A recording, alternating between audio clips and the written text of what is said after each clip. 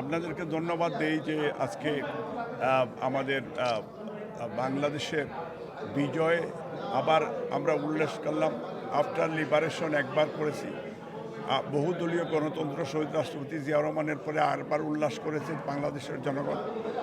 এরশাদ বিরোধী আন্দোলনে দেশের যে বেগম খালেদা জিয়ার যখন আবার পার্লামেন্টারি ডেমোক্রেসি ইন্ট্রোডিউস করলেন, তখনকার আবার আমরা তৃতীয়বার আমরা উল্লাস করেছি। এইবার চতুর্থবারের জন্য আমাদের বাংলাদেশের কৃতি সন্তানেরা আমাদের দেশকে, দেশের সার্বভৌমত্ব পুনরুদ্ধার করে দিয়েছে এবং গেট আউট ইন্ডিয়াও বলেছে। বিকজ এখানে ছাত্রদের পাশাপাশি বিএনপি পরিবার, বিএনপির নেতা তারেক রহমান এক দফা আন্দোলনের দাবি করেছিলেন হাসিনার পতনের, এবং আমরা সবাই মিলেই এই বৈষম্যবাদীর বিরুদ্ধে আন্দোলন করে যারা শহীদ হয়েছে সেই শহীদের রক্তের প্রতি শ্রদ্ধা জানাচ্ছি। আল্লাহ তাআলা তাদেরকে জান্নাতবাসী করে। অফকোর্স আপনি যেটা বলছেন, আমাদের প্রাণের দাবি হচ্ছে যে আজকে ডক্টর ইউনূস উনি একজন বিশ্ববিখ্যাত, একজন ইন্টারন্যাশনাল,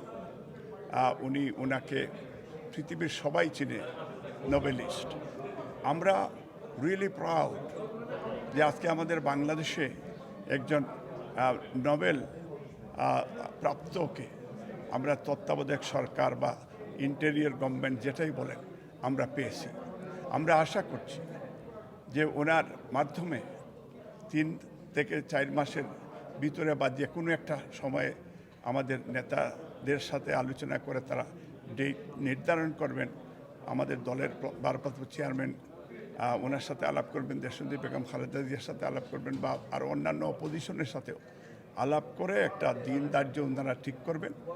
আমরা মনে করি এই মুহূর্তে আমাদের খুবই প্রয়োজন ডক্টর ইউনূসের পাশে গণতন্ত্রের স্বার্থে, সাম্য মানবিক মর্যাদা নিয়ে বিচার ফিরিয়ে আনার স্বার্থে আমরা সহযোগিতা করব, এবং ওনাদের ডক্টর ইউনূসের নেতৃত্বেই আগামীতে ভেরি সুন আমরা ফ্রি ফেয়ার ইলেকশনের জন্য আমরা যাব ইনশাল্লাহ। এবং ইলেকশন ফ্রি ফেয়ার হলেই বিএনপি সরকার গঠন করবে, এবং বিএনপি বলেছে এককভাবে সরকার গঠন করবে না, জাতীয় সরকার গঠন করবে।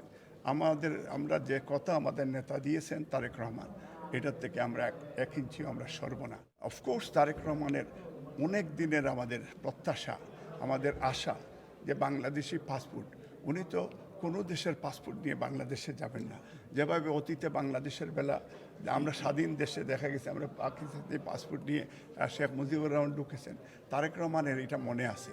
এবং উনি সত্যিকার অর্থে শহীদ রাষ্ট্রপতি, বাংলাদেশের প্রথম প্রেসিডেন্টের সন্তান, স্বাধীনতার ঘোষকের সন্তান, দেশনেত্রী বেগম খালেদা জিয়ার সন্তান, এবং উনি এই যুগের কার্ল মার্কস, যেটা দেশের বাইরের থেকেও রেভলিউশনে সাকসেসফুল হয়েছেন।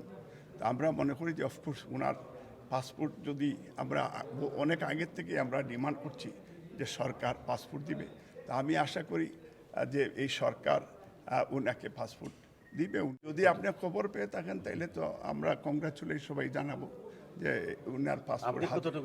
আমি এই ব্যাপারে আমি কোনো মন্তব্য করব না, এটা আগামীতে আমরা প্রেস কনফারেন্স করে আপনাদেরকে